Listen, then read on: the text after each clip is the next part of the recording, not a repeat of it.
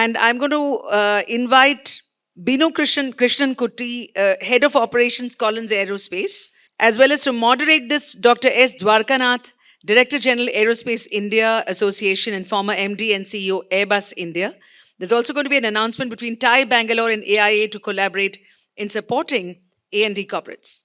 A quick note about the moderator, after which he will, of course, take over the session and introduce better. Sri Dwarka is an accomplished aerospace and aviation professional with over 2 decades of global leadership, and this includes at Airbus, spanning Europe, the Americas, the Middle East, and Asia Pacific. He currently serves as an independent consultant, board member, and interim MD at Kirip Technologies. At Airbus, he held key leadership roles, CEO and MD, of course, but also overseeing R&D and operations across all Airbus divisions, and played a pivotal role in shaping India's aerospace ecosystem through supply chain and policy development. I now request the two of you to take this over. Good afternoon, everybody.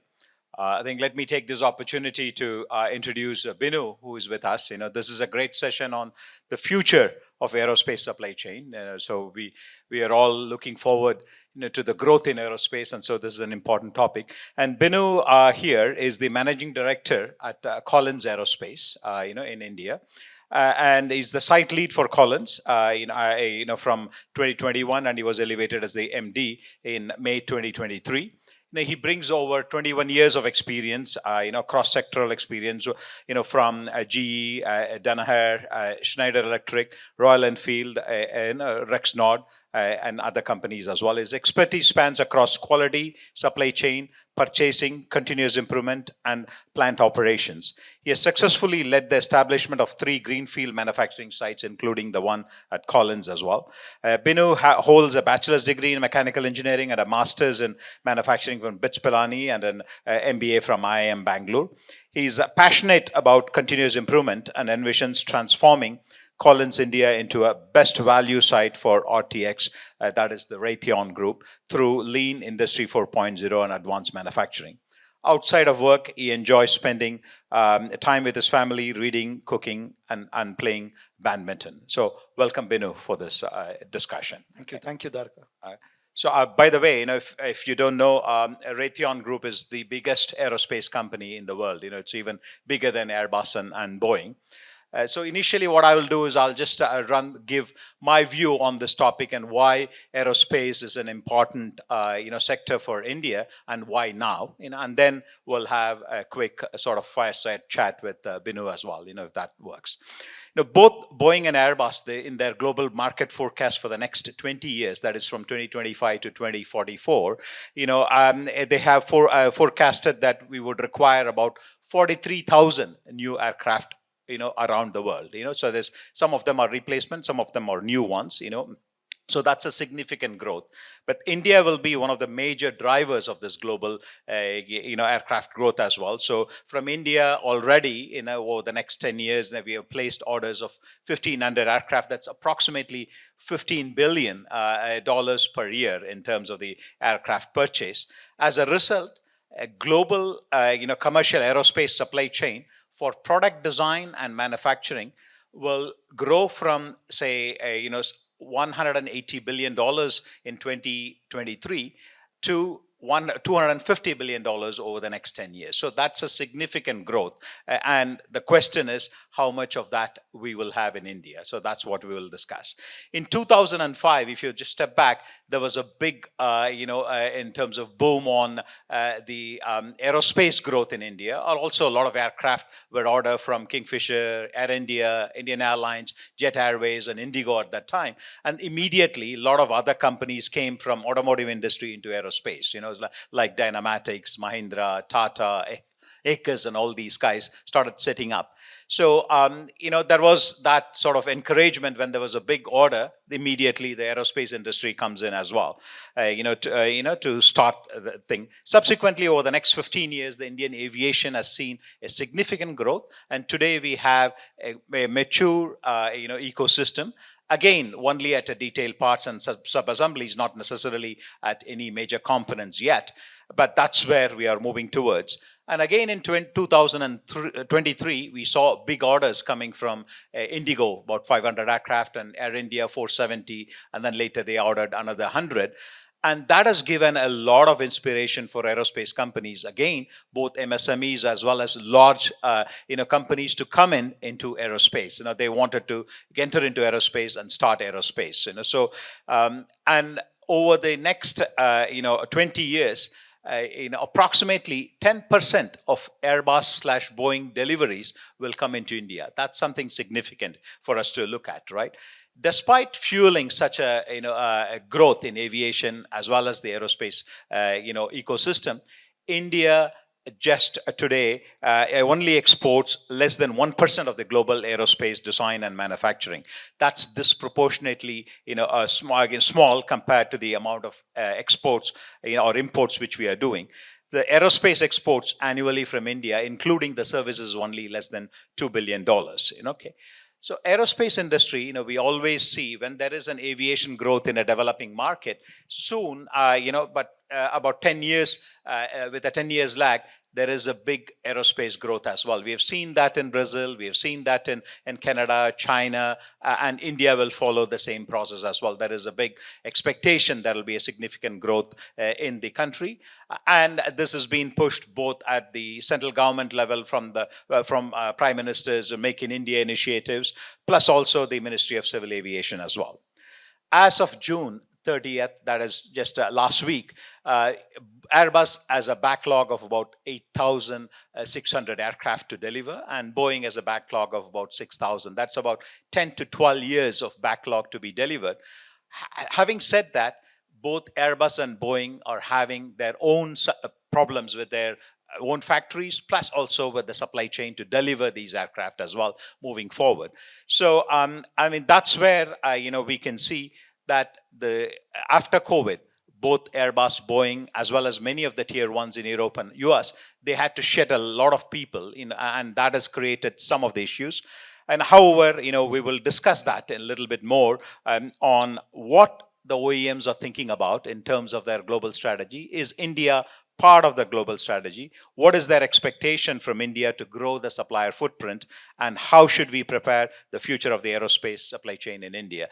To discuss that, we have Binu, of course, from one of the biggest aerospace companies. And let's have a discussion to try and answer these questions as well.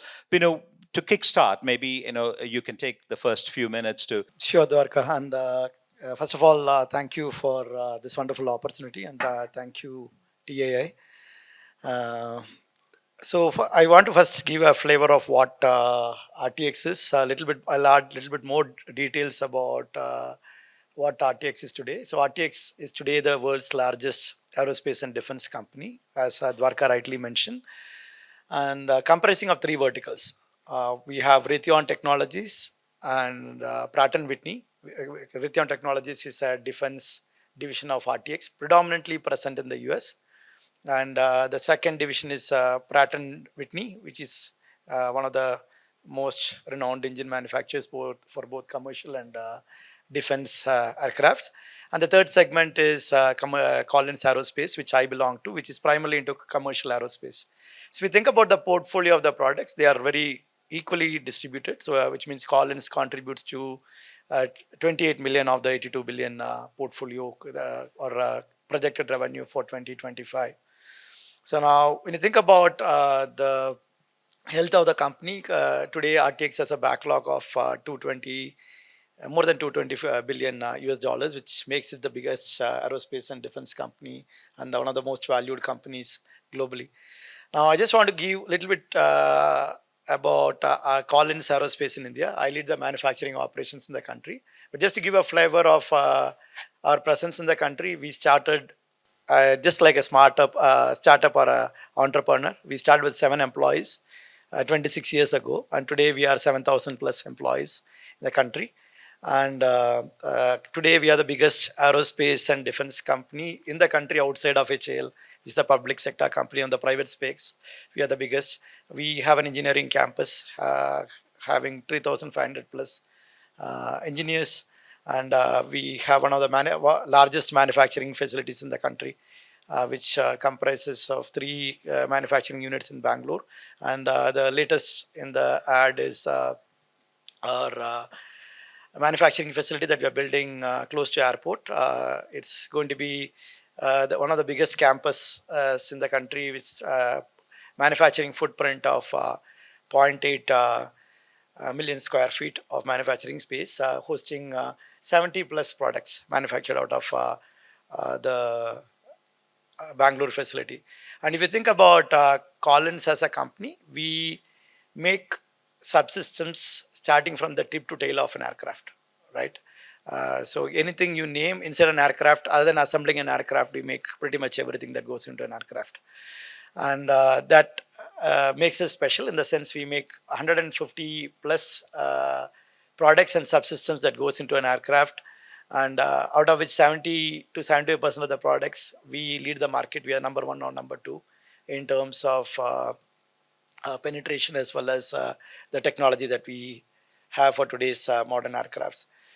Out of that, if you think about Collins globally, we got 300 plus sites, and the site in India is among the manufacturing site in India is among the top 5 facilities, and which means that out of the 80,000 employees globally present, we have 7,000 plus employees, as I mentioned, which makes up to 10% of the overall Collins workforce.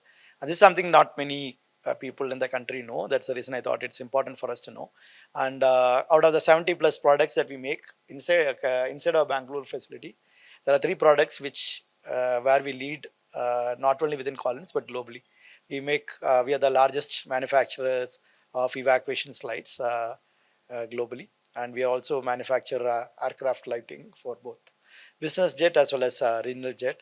Again, the largest facility for Collins is in our Bangalore campus, and same for the cargo systems, right? So that's a flavor of what Collins is in India today. And the good news is we have been explosively and will continue to grow over the next 3 to 5 years. And I believe during our growth journey, we were also instrumental, or we had the privilege of supporting our supply chain ecosystem. So today, close to 30% of the parts that goes into products made within our Bangalore facility is sourced from our India supply chain. So that's Collins like a presence in India, and that's how our supply chain is set up today. But the opportunity here is this is just the tip of the iceberg, right? It's one company in India which has started as Goodrich Aerospace, gone through the journey of United Technologies and Rockwell Collins, and today being a part of RTX, we could become a significant player in the aerospace and defense market.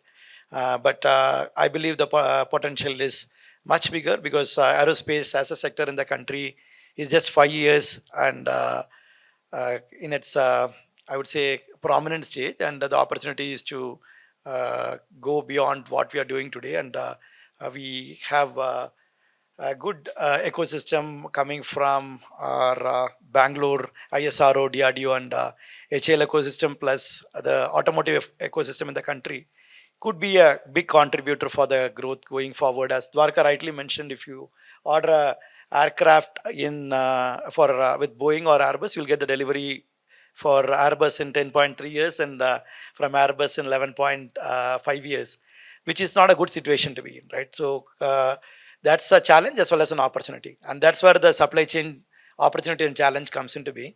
And predominantly this current situation is triggered by COVID.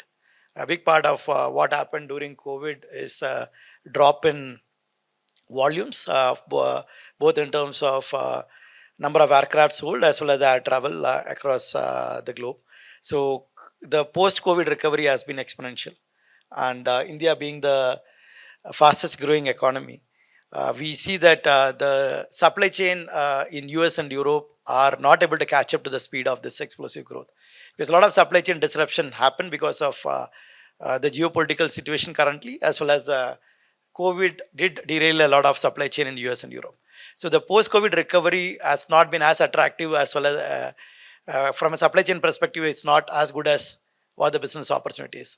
And that's what we need to discuss today and crack as a problem. Thanks, Bino. I think, as you rightly said, there is a huge backlog, 14,000 plus aircraft to be delivered. And there is a great prospect of growth as well, right? So overall, I think for the next 20 years, we're expecting the growth to be at between 3.5 and 4%. However, in India, the expectation is it'll grow at 7.9%. That's nearly double that of the global average, looking at it. So, but when you look at OEMs, they are having their own challenges, Boeing and Airbus. But apart from that, you touched upon the challenges. So could you elaborate a little bit more on the challenges, which is faced by the aerospace supply chain? So I know post-COVID mainly, but there are several reasons for it. Could you touch on that? Oh, sure, Advarka. So one of the biggest challenge has been the availability of raw materials. So what has happened post-COVID is both steel and aluminum supply chain. The steel mills in Europe and US are not able to ramp up or come back at the pace at which the market is growing, right? So that is creating a shortage of raw material. And the second big part is, like, if you think about the history of the aerospace industry, right? It primarily got nurtured in US and Europe. And many of these big players like Boeing, Airbus, and Collins, when they started some 60, 70 years back, the supply chain was also developed around the same region. And many of them were small entrepreneurs, some of them medium sized, some of them big in the ecosystem. So what has happened is, during COVID, there was a lot of cost pressure, which had to cut down the supply chains to a big extent. So the primary commodities that got impacted was the raw material, steel and aluminum. But electronic supply chain got derailed, because that is a period when the online education in countries like India, and the idea of online interaction became more popular, right? Whether it's Zoom calls or Teams meeting for official purposes, or educational institutes driving the need for business digitally. But what they did to the supply chain is it disrupted the consumption of raw material. Right? This is a base when aerospace narrowed down their consumption. So all the capacities that were actually prevalent for aerospace and defense segment got consumed by the consumer market. And typically after that, after COVID, there was many of these suppliers had derailed, and they could not revive back. And that's a challenge as well as an opportunity. So in Collins, what we are doing is we are working on our. Fortunately, we are a bigger company, and we could travel through the troubles of COVID. We held on to our capacities, and for most part of it, we could survive as a company, navigating through the demand drops, and we could quickly revive back.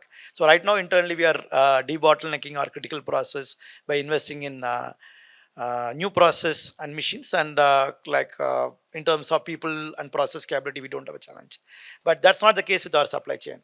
Our suppliers in US and Europe, they have lost capacity, they lost their factories, and a lot of these companies were part of the regime where tribal knowledge, the great grandfathers were running the factories, and they are not able to kind of revive back after COVID, and some of them are not interested as well, because they have run generations of business, and it is not viable for them, and the next generation is not interested in running the business.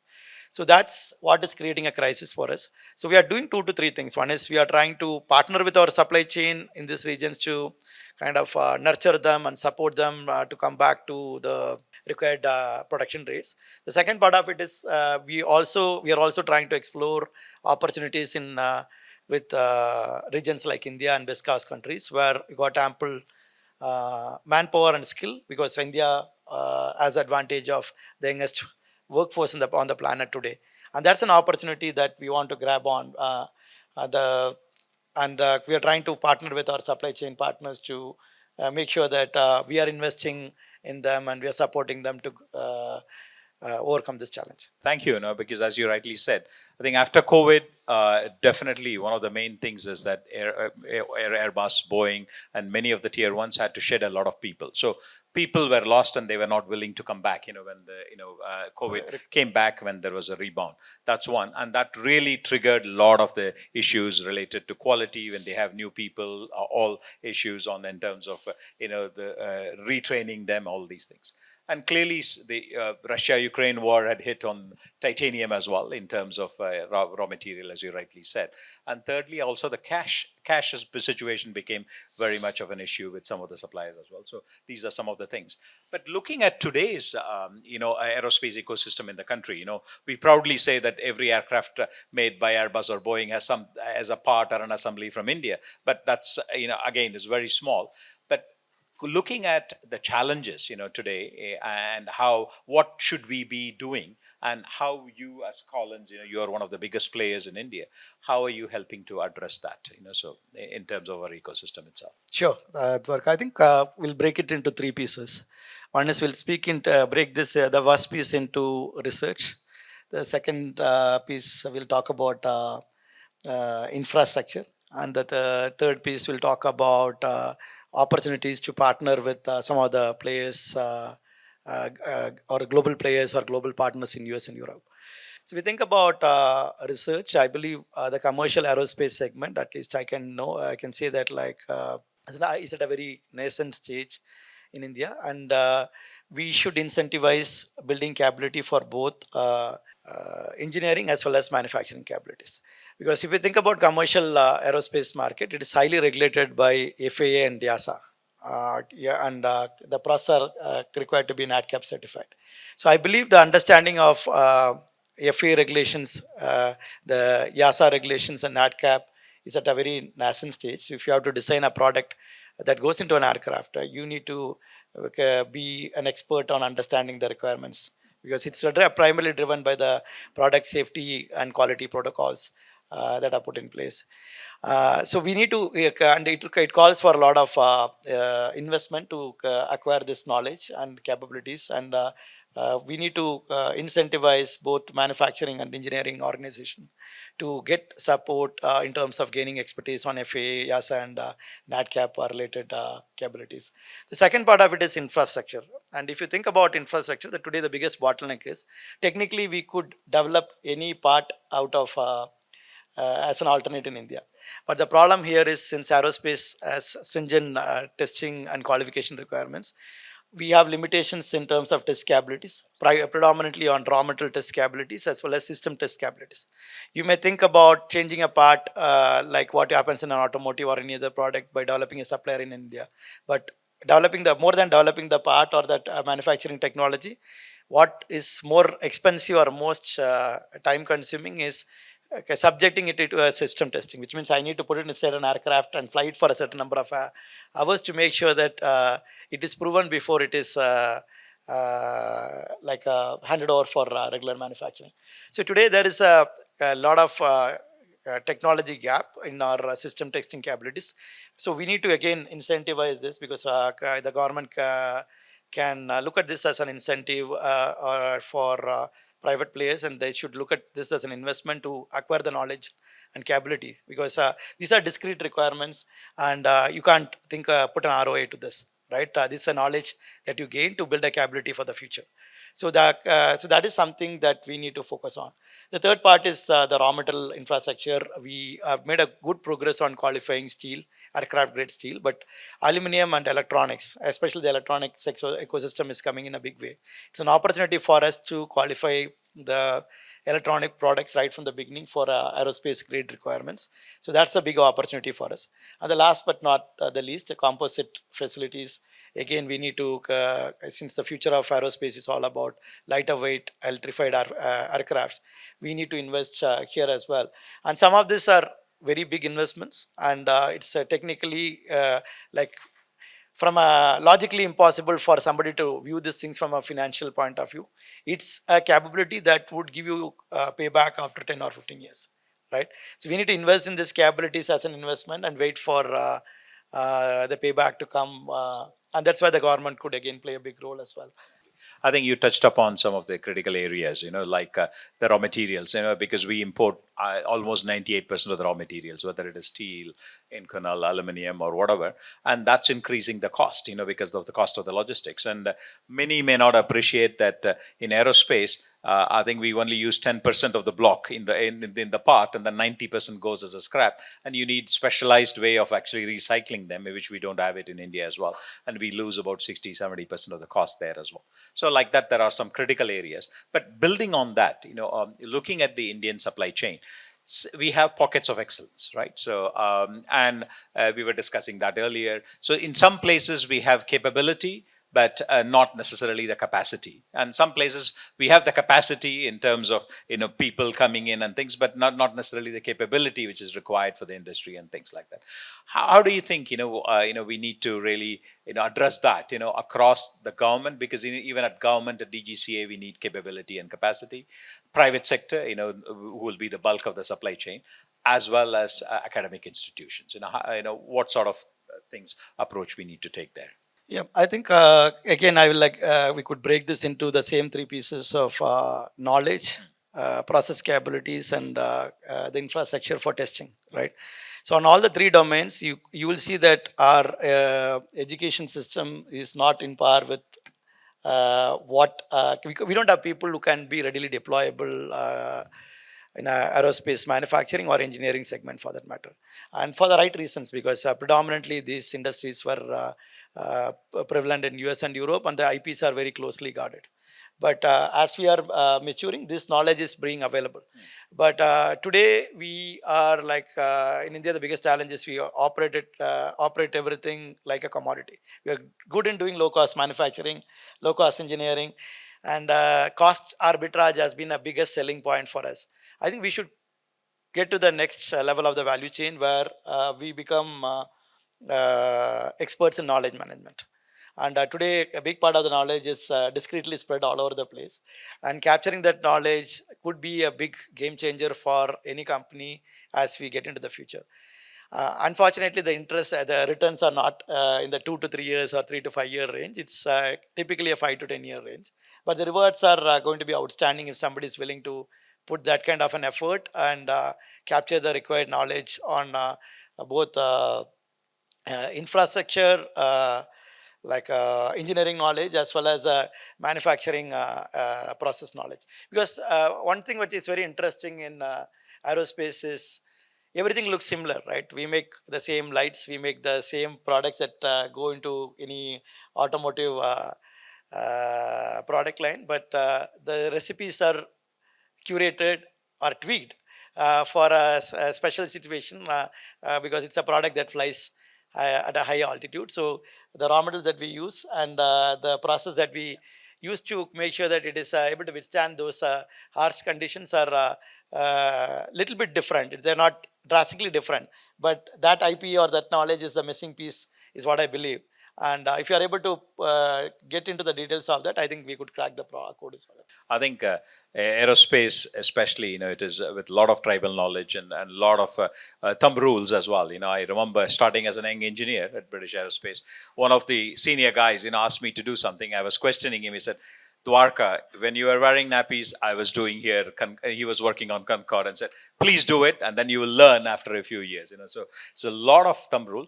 And one of the challenges we had was, how do you capture that knowledge and reuse at a later stage? And that's one area where we may have to work on in India to really look at it. Because if you look at European and American markets, developed markets, they've been working on this for nearly 80 years, 90 years. And a lot of knowledge has been captured there as well. So that's one area. But coming back to startups, India, there are a lot of startups thriving, on the space sector. The people are coming into aerospace as well, and generally, in other areas where they don't know how they can apply it to aerospace. So in the past at Airbus, we had our own incubation center where we looked at startups which are not in aerospace, but try to see what applications we can bring in. So, what is your sort of view, look from Collins? Should they be collaborating with the global MNCs? What challenges would they face? Because some of the startups used to say, when we come, things come to a grinding halt, with the big companies. How can they really collaborate and work with the corporates and big organizations? So I believe if you think about the value chain now, so after Boeing and Airbus, if you think about us as the tier one, we have a well penetrated ecosystem of suppliers. So our suppliers are also becoming as big as what we are today. which is a good situation to be in. And this is going to be even more faster as we get into the next 5 to 10 years of our growth story, primarily because the maturity level is increasing.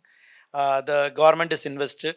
The OEMs are invested, like Airbus and Boeing. They are going to sell more products in the country, and the air travel in the country is also going to increase. Today, only 4% of Indians contribute to the global air travel, in spite of being the biggest population, the youngest population across the world. China contributes to 16 to 17%. So, in the next 5 to 10 years, we'll be getting there where the air travel is going to increase. And the government is also trying to make it mandatory that a lot of activities need to happen out of India to sell products out of the country. So that's a first big opportunity that is emerging.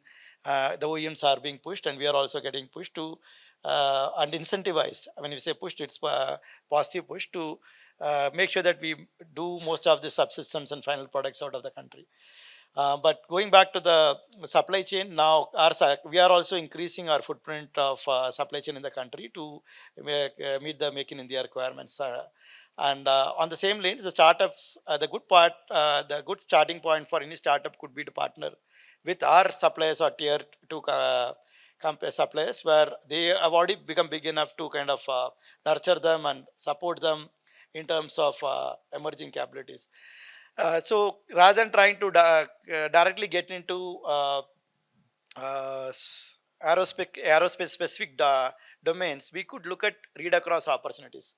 For example, I could say that the manufacturing process in automotive and industrial products, they are at least 25 to 30 years ahead of aerospace, given the degree of freedom they exercise to apply those processes in their products, right? So that's an opportunity for us to leverage. So similarly with AML revolution coming into play, a good blend of this prevailing opportunities in the automotive ecosystem and the industrial ecosystem in the country, combined with AML, could be a good starting point to kind of partner with our tier twos. And then once we get a hold of all the aerospace specific regulations and process, then they could get penetrate into the next step in the process, is what I would think. I think in terms of today, we expect a significant growth in aerospace, to come in. Do you think this is a good time, for the global MNCs and also a lot of Indian big players, so though not in aerospace, they want to come into aerospace as well. Do you think it's a good time, to come in? And if they have to come in, how do they approach it? I believe this is the best time to start because, as I mentioned, like only for the last 5 years, we have been talking about commercial aerospace manufacturing in the country, and I would say this is just an entry gate for anybody who'd like to venture into this market. Uh, as I mentioned, it requires a lot of investment, technology, and knowledge, acquisition of the knowledge. But I think the rewards are the much big when you are having the patience to wait for the next 5 to 10 years. If you are able to invest and partner with the right players in the market, especially as I mentioned, we are going to increase our supply chain spread. Since we are growing at the rate of 20-25% over the next 3 to 5 years, we expect our supplies to grow at a much rapid rate, at the rate of 40-45%. And that in turn brings more opportunities for other startups and players in the country to partner with them. So one of the biggest challenge I would perceive would be the availability of a skilled manpower, right? Like whether it is OEMs like Boeing, Airbus, and people like us, as well as our suppliers, and the startups are also going to struggle there. Absolutely. Given the fact that in aerospace ecosystem, it requires a lot of certification and you need to meet criteria of both process certification as well as people certification to work on any product. So that's an opportunity for us to start learning and investing ourselves for the next 2 to 3 years. And I believe there are enough opportunities between the Boeing's, Airbus, and Collins to kind of take advantage of the growth that is ahead of us. I mean, this year, if you look at the Aero India show, which we had in Bangalore earlier, it was definitely much bigger than what it was, and there were a lot of suppliers who are coming in. That's one thing, and I could see that not last week, week before in the Paris Air Show as well. A lot of suppliers coming in, so that's really giving us a lot of hope. And in India, clearly, with the aircraft orders and other things, a lot of companies are interested. Those who are in materials like Hindalco and others, JSW and others, they are all coming into aerospace as well. So this would be a right time. But lastly, I think both at the central government level, at the PMO level, as well as the Ministry of Civil Aviation, they are really focused to drive a roadmap for aerospace, for the next 20 years, but till 2047, to say what do we need to do? Do we need to start our own aircraft program? That's one of the big questions, which we don't have time to discuss today. But do we need to develop our own aircraft program, with a partner or without a partner? These are some of the big questions, we have. And there is a push to drive in that direction as well. That could definitely bring in, more interest, and more opportunity for the supply chain to grow as well. So we expect that today it is about 1% of the global supply chain. In the next 10 years, if we give the right push, we can grow up to about 10% of the global supply chain. That is from less than 2 billion to about 20 billion in the next 10 years. That's the expectation. So with that, probably I'll stop here. I know that we are running out of time because we've already a bit late when we started as well, and we are between lunch and things. I always, and this is my religion, that I at least ask one question from the audience, because that's it's for people who are even there. If there is any one question, please, you give a shout, we can hear. Yeah.